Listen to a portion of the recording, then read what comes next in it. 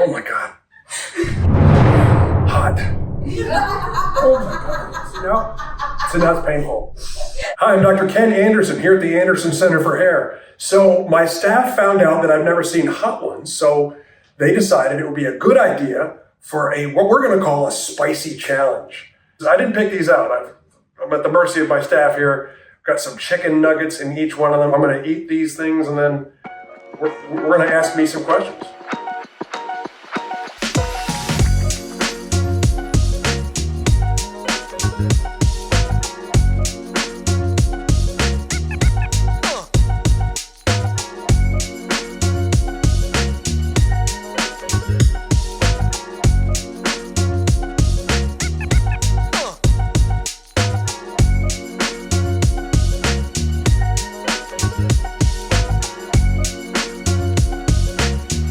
You are watching Hair on Demand TV. All right, so it goes from less to high in terms of spiciness. Okay, so here we go. Okay. You can describe them to us. Taste. Well, okay. Oh. That's the least spicy? Yes. If you weren't a doctor, what would you be doing instead? Oh, what would I do? Well, I wish I was a professional ice hockey player. That would be a dream, but I probably wouldn't be that now. At this point, if I wasn't a doctor and I was a professional ice hockey player, I'd probably be retired. Probably. If you had to describe your aesthetic approach to hair in 3 words, what would that be? I would say holistic, artistic, and precise. It's awesome.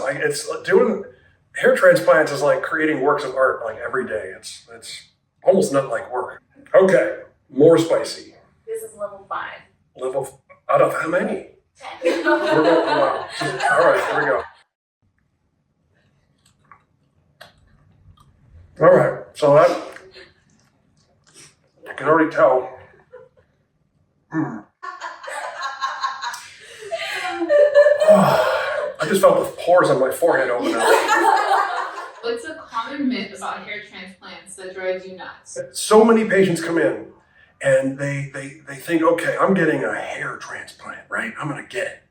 I'm gonna undergo the procedure. It's a big deal to them. They're gonna spend the day here. They're gonna spend the money. They're gonna do it. And they're under the impression that one has an extra delayed pigment. They're under the impression that the hair transplant's they're gonna walk out of here free from having to worry about hair loss ever again. They're just gonna go back to a state where they had no hair loss and it's never gonna be a worry. And some are, a little surprised, even crestfallen, to find out that no, the reality is that hair transplant doesn't stop hair loss at all. Hair loss continues, and you got to continue to address it, try to prevent it, just the same way as if you had a cavity filled, you still got to brush and floss. I have a feeling the last one I'm going to feel it in my toes. Jump on under. All right. 3, eh? Yep. This is level 6. Level 6. Yeah, I'm still feeling that last one. All right.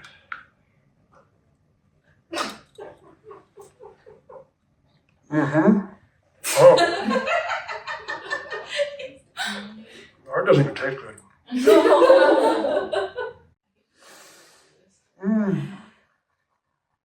Okay. There's no limit to the number of hair transplants you can have. True or false?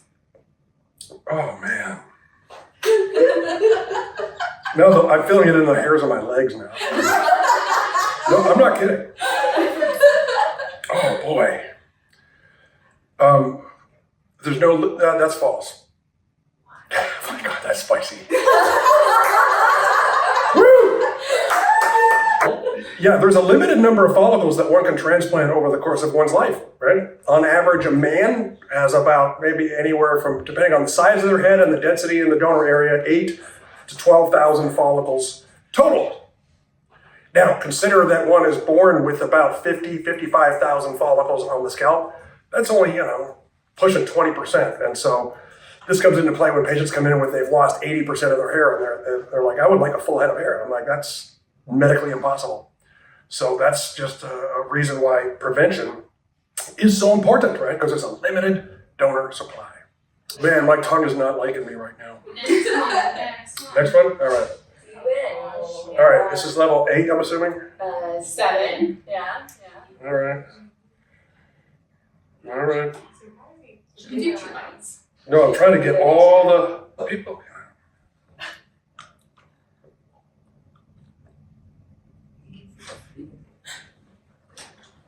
That one tastes like the color green. With the color green? Mm-hmm.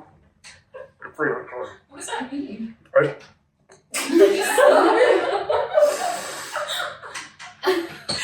Boy. Oh my. Dr. Anderson, if hair cloning became possible tomorrow, would you be all in? And what would that mean for the industry? Okay, now I'm impaired. This is damn.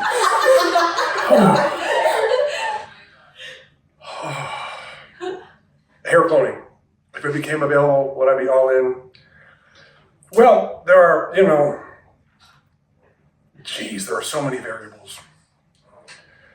I actually did a fellowship in tissue engineering back at the University of Michigan, and it was introduced to cell culture, oh my God. And we cloned cartilage, and that's just a one-cell organism, or what do you call it? One-cell tissue. Hot. Oh my God. See now it's painful.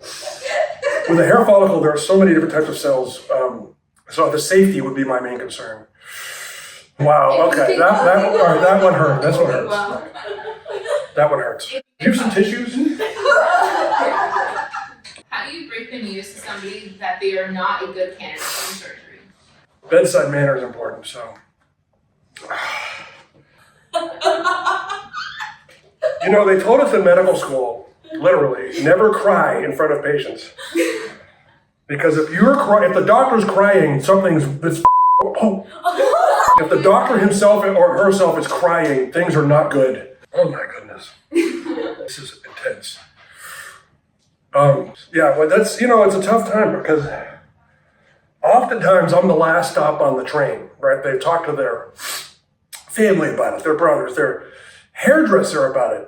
Most people at first ask their hairdresser. Maybe they've talked to the dermatologist, and a lot of times the dermatologist will be like, oh, you better go see Dr. Anderson. We get a lot of referrals from dermatologists. And it's about, being empathetic, but not sympathetic, right? There's a difference. So, and you want to be, empathetic about it, but not, you don't want to start crying. Like I'm crying now. Last wing. Oh, my hands are shaking. That's crazy. All right, level 9. Bring it.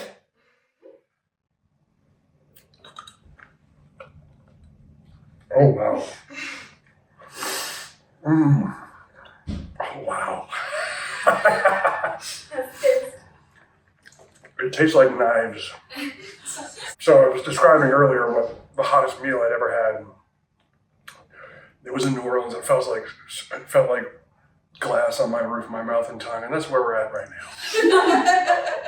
What advice would you give your 30-year-old self about your own hair loss? I've been dealing with hair loss for well over 20 years, right? And if I hadn't been walking the walk that I talk about, the prevention, the topical medications, the laser cap, and the PRPs and now PRFs, I would have dramatically less hair. And so I'm living proof of that. And I think in the next year or 3, I'm going to myself need a hair transplant. Of course, I'm going to go to Dr. Wetzel and trust my amazing team of technicians and staff, and I'll be having it right here, and I bet we'll be filming that at some point. But I do feel it in my toes. That's, it's like a full body experience, right? So much saliva. What's one thing you wish everyone understood about hair loss in 30 seconds or less? It's not a personal shortcoming, it's just a fact of genetics. It can be controlled, and there's really never been a better time to have hair loss. We've got all this stuff.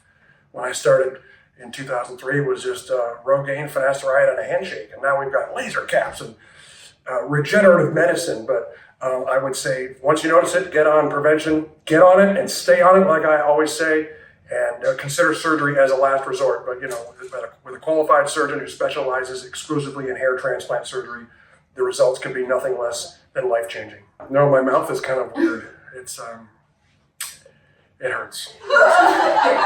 This has been Dr. Ken Anderson at the Anderson Center for Hair for a Spicy Challenge.